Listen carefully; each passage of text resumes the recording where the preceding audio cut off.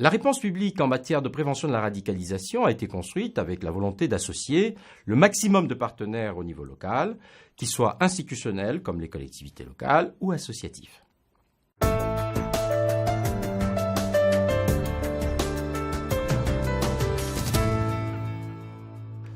Au cœur du dispositif de prévention de la radicalisation, il y a le numéro vert.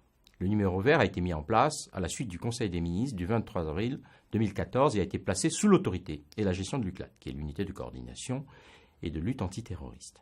Ce numéro vert a été mis à la disposition des familles et des tiers qui s'inquiètent de leurs proches, qui, sous des prétextes religieux en particulier, adoptent des comportements anormaux d'enfermement et de rupture. Au sein de cette plateforme téléphonique, y travaillent des personnes qui ont été formées au discernement et qui sont en mesure de leur donner conseil et de leur porter assistance. Les informations recueillies par les écoutants de la plateforme téléphonique peuvent l'être de manière anonyme. L'information est par la suite transmise aux services centraux lorsqu'un risque de radicalisation est avéré, puis au préfet de département, du ressort duquel est la personne ou la famille concernée par la radicalisation.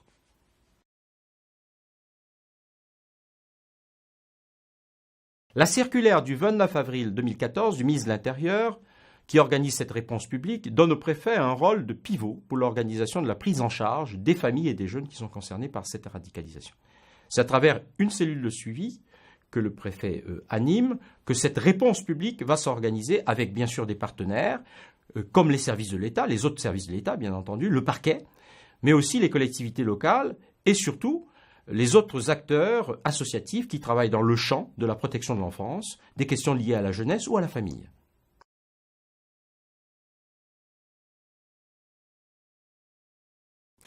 La réponse publique est éminemment interministérielle et pluridisciplinaire. Par contre, elle est individuelle dans sa traduction. Chaque situation est différente de l'autre. Les causes en amont du basculement des individus dans la radicalisation, et notamment la radicalisation violente, sont relatives à chaque parcours individuel. Certains profils ont des histoires personnelles qui se sont complexifiées. D'autres sont en quête identitaire, voire en manque de repères. D'autres, plus convaincus, sont dans l'idéologie exacerbée, alors que certains relèvent de troubles pathologiques. Quoi qu'il en soit, en matière de prise en charge, on est dans un schéma de déconstruction-reconstruction. En matière de déconstruction, elle peut être cognitive, c'est-à-dire relative au discours, ou thérapeutique, en relation avec une certaine pathologie.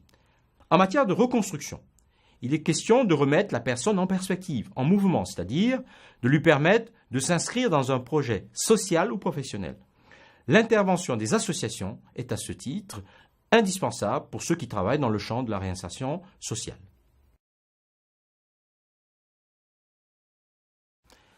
Au regard de sa compétence sur la protection de l'enfance, le premier partenaire naturel du préfet est le conseil départemental.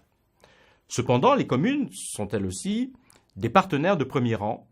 Les élus locaux ont le plus souvent une bonne connaissance des familles qui vivent dans leur bassin de vie. En plus, ils en sont proches le plus souvent. Par ailleurs, ils animent des projets sociaux en proximité qui sont essentiels pour resocialiser les jeunes dans leur quartier. De ce fait, sur le double regard de la détection précoce et de la prise en charge des personnes radicalisées, les communes doivent prendre toute leur place. La mobilisation des CLSPD ou des CISPD, c'est-à-dire les contrats locaux ou intercommunaux de prévention de la délinquance, est importante en termes de partage d'informations entre acteurs de proximité. La question religieuse ne peut être éludée, mais n'est pas suffisante en soi. À l'analyse des différentes situations actuellement répertoriées, la dimension religieuse se situe davantage dans la solution que l'individu pense avoir trouvée comme alternative à ses problèmes plutôt que dans les causes de sa radicalisation. La circulaire du 29 avril 2014 du ministre de l'Intérieur donne possibilité au préfet d'associer, s'il estime opportun, les responsables de culte à sa cellule de suivi. Pour construire un contre-discours argumenté, une connaissance des textes religieux peut être opportune. Il est donc important que dans la construction d'une réponse publique, qui n'a pas vocation à être cultuelle, que la pluridisciplinarité des approches soit la règle au service de la recherche d'une solution individuelle au cas par cas.